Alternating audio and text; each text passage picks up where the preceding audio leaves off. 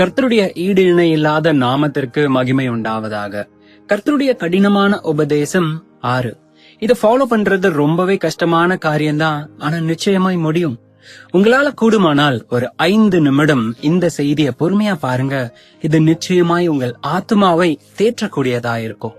உங்கள் சத்துருக்களை நேசியுங்கள். கர்த்தருடைய இந்த உபதேசம் ரொம்பவே கடினமானது இல்லையா? அது எப்படி நம்மள வெறுக்கிறவங்கள, நம்மள எதிர்க்கிறவங்கள போய் நேசிக்க முடியும்? ஆக்சுவலா முடியும். இன்னொரு விஷயம் தெரியுமா? இந்த ஜெனரேஷன்ல இதை விட கஷ்டமான காரியம் ஒண்ணு இருக்கு. அது என்னன்னாக்கா, நாம அதிகமாய் நேசிக்கிறவங்களே நம்மள நிந்திக்கும் போது, நம்ம மேல அன்பு செலுத்தாம கோபத்தையும் வேதனையையும் காட்டும் பொழுது, அவங்க நம்மளோட பிள்ளைகளாக இருந்தாலும் சரி, பெற்றோராக இருந்தாலும் சரி, இல்ல நெருங்கின உறவாக இருந்தாலும் சரி, அவங்க நம்மள வெறுக்கிற சூழ்நிலையில அவங்கள நேசிக்கிறது மிக கடினமான காரியமா என்று காணப்படுகிறது. இது இயேசு சொன்ன சத்துருவை நேசிக்கிறதை காட்டிலும் கடினமான காரியமா இருக்கு இல்லையா? இன்னைக்கு யாரெல்லாம் தன் சொந்த ஜனத்தால வெறுத்து ஒதுக்கப்படுறீங்க? உங்களுக்கு நான் ஒண்ணு சொல்லிக்கிறேன். ஒருத்தங்க நமக்கு 100 ரூபாய் கடன் கொடுக்க, சில காலம் போயிருச்சு, நமக்கு தேவைப்படல, இன்னுமா தரல. ஆனா இப்ப நமக்கோ கையில ஒரு 10 ரூபாய் கூட இல்ல. அப்பதான் நாம அந்த 100 ரூபாய் கடன் கொடுக்க வேண்டியவங்களை எதிர்பார்த்து கொண்டு இருப்போம். அந்த 100 ரூபாய் திரும்ப தருவாங்களான்னு. இதுவே நமக்கு எப்பவுமே 10,000 ரூபாய் கொடுக்கின்ற கர்த்தர் நம்மளோடு இருக்கிறாருன்னா, போய் அந்த 100 ரூபாவை நீங்க எதிர்பார்ப்பீங்களா? அப்ப இதே மாதிரிதான் நீங்க யாரிடமோ அன்பை எதிர்பார்த்து கொண்டு இருக்கிறீங்க, கிடைக்கல, மனசு வேதனைப்படுறீங்க. ஆனா உங்க மேல அளவில்லாத அன்பை காட்டுகிற ஒருவர் இருக்கிறாருன்னா, நீங்க அந்த மனுஷரீக அன்பை எதிர்பார்த்துட்டு இருப்பீங்களா?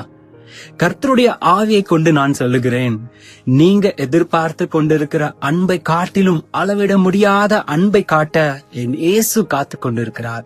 அவரை நீங்க சரியா புரிஞ்சுப்பீங்கன்னு சொன்னா, நீங்க தேடிட்டு இருக்கிற அன்பு, அடைக்கலம், தேவைகள், நினைத்து பார்த்திராத பல நன்மைகளை செய்ய இயேசு உங்கள் பேரில் ஆவலாய் இருந்து காத்து கொண்டிருக்கிறார்.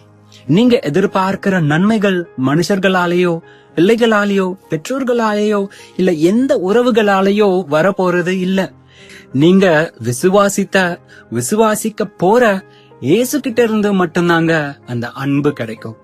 உங்களுக்கு முதிர் வயசாகி இருக்கலாம், பலனை இழந்து போயிருந்திருக்கலாம், இனி என்னால முடியாதேன்னு பரிதவிச்சு கொண்டிருக்கலாம், என்னால என் பிள்ளைகளுக்கோ என்ன நம்பி இருக்கிறவங்களுக்கோ எதுவுமே செய்ய முடியலையேன்னு சொல்லி வருத்தப்பட்டு கொண்டிருக்கலாம்.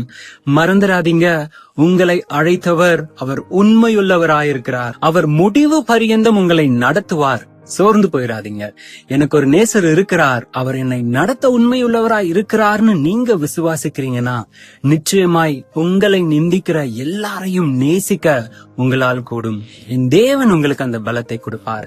மீண்டுமாய் இந்த வசனத்தை உங்களுக்கு முன்பாக வைக்கிறேன். மத்தேயு 5ஆம் அதிகாரம் 46ஆம் வசனத்துல வாசிக்கிறோம், உங்களை நேசிக்கிறவர்களை நீங்கள் நேசித்தால் உங்களுக்கு என்ன பலன்? ஆயக்காரரும் அப்படி செய்யவில்லையா?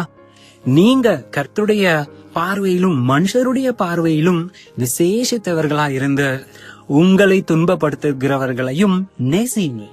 மத்தேயு 5ஆம் அதிகாரம் 44ஆம் வசனத்திலையும் நம்ம பார்க்கிறோம், கர்த்தர் சொல்லுகிற காரியம், நான் உங்களுக்கு சொல்லுகிறேன், உங்கள் சத்துருக்களை நேசியுங்கள், உங்களை சபிக்கிறவர்களை ஆசீர்வதியுங்கள், உங்களை வெறுக்கிறவர்களுக்கு நன்மை செய்யுங்கள், உங்களை நிந்தித்து துன்பப்படுத்துகிறவர்களுக்காக ஜெபம் பண்ணுங்கள். இதுவே உங்களை குறித்து இன்றைக்கு கர்த்தருடைய திட்டமாயிருக்கு. நீங்க கடந்து போய் கொண்டிருக்கிற பாதை கைவிடப்பட்ட பாதை கிடையாது. நீங்க போய் கொண்டிருக்கிற இந்த வனாந்திரத்திலையும் உங்களை காக்கும்படி கர்த்தர் தம்முடைய தூதர்களுக்கு கட்டளையிடுகிறார். தைரியமா இருங்க. அதே விசுவாசத்தோட ஜெபிக்கலாமா? பிதாவே, இந்த ஜெப வேளைக்காக நன்றி அப்பா. உம்முடைய வார்த்தைகளை கொண்டு எங்களோடு இடர்பட்ட கிருபைக்காக நன்றி செலுத்துகின்றோம். இந்த வேளையிலும் இதை கேட்டுக்கொண்டிருக்கின்ற ஒவ்வொரு உடைந்த மனதுடையவர்களை ஆண்டவரே உம்முடைய கரத்துல கொடுக்கின்றேன்.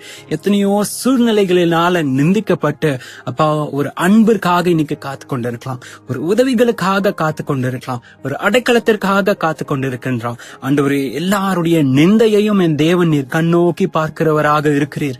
ஆண்டவரே, நொறுங்குண்ட இருதயத்திற்கு நீர் சமீபமா இருக்கிறீர் என்று நாங்கள் வாசிக்கிறோமே. அழைத்த நீர் உண்மையுள்ளவரா இருக்கிறீர். அப்படியாகவே இந்த வேளையில எல்லாரையும் ஆண்டவரே உம்முடைய கரத்துல கொடுக்கின்றேன். ஏற்ற மற்ற வேலையில கர்த்தாவே எல்லா கடினமான சூழ்நிலைகளிலும் இருந்து நீர் விடுவிக்கும்படிக்காய் நான் ஜெபிக்கின்றேன். இப்பொழுது ஆண்டவரே அவர்களுக்கான எல்லா தேவைகளையும் என் தேவன் நீர் சந்திக்கும்படிக்காய் அப்பா உம்முடைய சமாதானத்தை அவர்களுடைய இருதயத்திலே வைத்து வைக்கும்படிக்காய் உம்முடைய அளவில்லாத அன்பினால் அவர்களை தேற்றும்படிக்காய் நான் ஜெபிக்கின்றேன். கர்த்தருடைய கரத்துல கொடுக்கின்றேன், நீர் பார்த்துக் கொள்வீராக. இயேசுவின் நாமத்தினால ஜெபிக்கின்றோம் எங்கள் ஜீவனுள்ள நல்ல பிதாவே. ஆமென். God bless you.